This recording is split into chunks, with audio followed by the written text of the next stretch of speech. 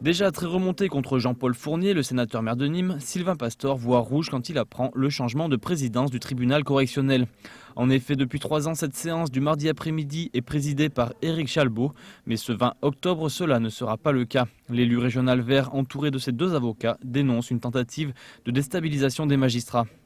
Moi, j'espère pouvoir faire confiance en la justice de mon pays et en la justice de ma ville, mais je dois avouer qu'avec ce qui vient de se passer et ce qui s'était passé déjà précédemment, je ne suis pas en totale confiance, suite à ces interventions qui montrent que dans cette ville, la justice est sous influence et que les magistrats, vraisemblablement, peuvent ne pas prendre des décisions au nom du peuple français de manière totalement libre. Sylvain Pastor se porte donc partie civile dans cette affaire dite du diamant noir. À ses côtés, 2 avocats, Stéphane Fernandez et Noël Mamère, militant vert élu, mais également membre du barreau. Ce dernier intervient dans cette affaire, selon ses mots, clairement pour se battre contre les abus qu'il attribue au proche entourage de Nicolas Sarkozy.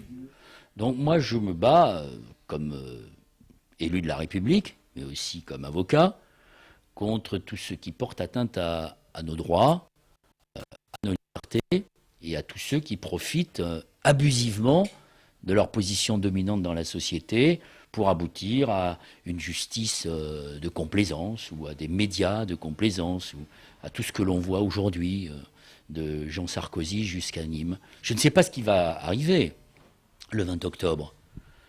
Je ne sais pas si mes confrères avocats du sénateur-maire obtiendront ce qu'ils veulent, la relaxe. Mais enfin, tout ceci se passe dans un climat très délétère. À Nîmes, il y a près de 12 affaires qui sont aujourd'hui en cours d'instruction, en cours de procédure. C'est pas rien quand même de convoquer un sénateur-maire devant le tribunal correctionnel. Je pense qu'il faut qu'on prenne conscience de ce que ça signifie symboliquement. Bien, ça signifie qu'il faut que ces pratiques que l'on a connues à Nice avec Médecins, à Grenoble avec Carignon, à Levallois-Perret avec Balkany et quelques autres personnalités de ce genre, peu recommandables, il faut expliquer au maire de Nîmes et à ses amis que ça ne doit plus durer. Ça ne doit plus durer, c'est le message de Noël Mamère pour le sénateur maire de Nîmes. Une affaire qui remonte à 2003 et qui pourrait connaître un dénouement demain dans l'après-midi.